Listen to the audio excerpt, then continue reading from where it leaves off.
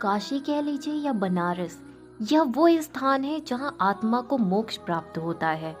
ऐसा कहा जाता है कि जो व्यक्ति काशी में आकर अपने प्राण त्यागता है, उसे निश्चित रूप से मोक्ष की प्राप्ति होती है और वह जीवन मरण के चक्रव्यूह से मुक्त हो जाती है। यही वजह है कि बनारस को मोक्ष की नगरी भी कहा जाता है, जिसकी रक्षा स्वयं भगवान शिव द्वारा की जाती है। लेकिन क्या आप जानते हैं कि एक बार स्वयं श्री कृष्ण ने महादेव की इस नगरी पर सुदर्शन चक्र चलाकर इसे जलाकर राख कर दिया था। वो सुदर्शन चक्र जिसका उद्देश्य ही बुराई का नाश करना है, उसे काशी पर चलाने का आखिर क्या अर्थ था? काशी को वाराणसी का नाम क्यों मिला? इस वीडियो में हम उस सवाल का भी जवाब देंगे। अब आइए वीडियो को स्टार्ट करते हैं। यह कथा द्वापर युग से जुड़ी है। मगध का राजा जरासंध एक क्रूर और अत्याचारी शासक था। उसके आतंक से प्रजा हमेशा परेशान रहती थी। उसके पास दिव्य अस्त्र शस्त्रों के साथ साथ बहुत से सैनिक भी थे।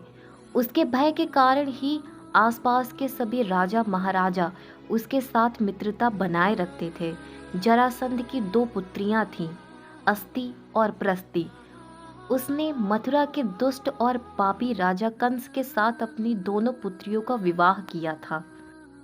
कंस ने अपनी बहन देवकी और उनके पति वासुदेव को कैद किया था, क्योंकि भविष्यवाणी के अनुसार उनकी 8वीं संतान ही कंस के अंत का कारण बनने वाली थी। खैर, 1000 कोशिशों के बाद भी वह होनी को टाल नहीं पाया और आखिरकार विष्णु के अवतार के रूप में जन्मी उनकी 8वीं संतान श्री कृष्ण ने कंस का वध कर दिया।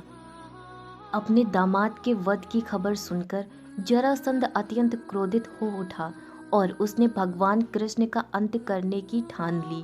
प्रतिशोध से जलते हुए जरासंध ने कई बार मथुरा पर हमला किया, लेकिन हर बार उसे हार का सामना करना पड़ा।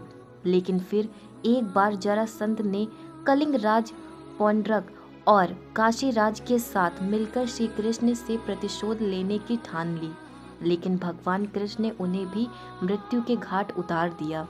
जरासंध जैसे तैसे अपनी जान बचाकर भागा। काशी के महाराज के वध के बाद उनके पुत्र ने काशी की राजगद्दी संभाली और अपने पिता के हत्यारे श्री कृष्ण से बदला लेने का निर्णय लिया। वह श्री कृष्ण की ताकत जानता था, इसीलिए उसने भगवान शिव की कठोर तपस्या आरंभ की। भगवान शंकर काशी राज से बेहद प्रसन्न हुए और काशी राज से कोई भी वर मांगने को कहा। आश्चर्यजनक रूप से काशी राज ने भगवान शंकर से श्री कृष्ण को समाप्त करने का वर मांग लिया। भगवान शंकर ने काफी समझाने की कोशिश की, लेकिन वह अपनी मांग पर अड़ा रहा। अंत में भक्त के आगे भगवान को झुकना ही पड़ा। महादेव ने मंत्रों की सहायता से एक भयंकर कृत्या बनाई और काशी राज को देते हुए कहा कि इसे जिस भी दिशा में भेजोगे, यह उस स्थान का विनाश कर देगी।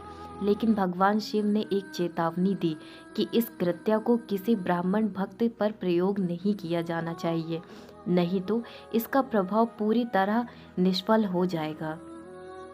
मथुरा में दुष्ट काल यवन का वध करने के बाद श्री कृष्ण समस्त मथुरा वासियों के साथ द्वारिका नगरी आ पहुंचे।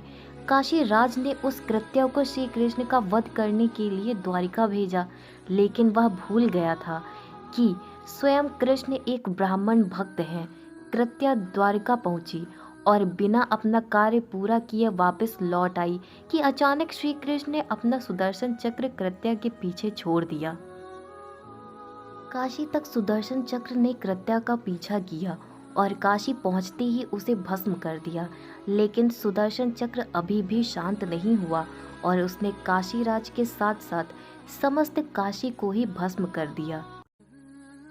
कालांतर में वारा और असी नामक इन दो नदियों की वजह से काशी पुनः स्थापित और इसे एक और नाम मिल गया, वाराणसी। इस प्रकार वाराणसी के रूप में काशी को पुनः जन्म मिला। तो यह थी आज की हमारी वीडियो। उम्मीद करती हूँ आप सभी को यह वीडियो पसंद आई होगी। वीडियो को लाइक शेयर करना ना भूलें और ऐसी ही वीडियोस के लिए हमारे चैनल को ज़रूर सब्सक्राइब करें। अब मिलते हैं किसी नेक्स्ट वीडियो में, तब तक के लिए राधे राधे।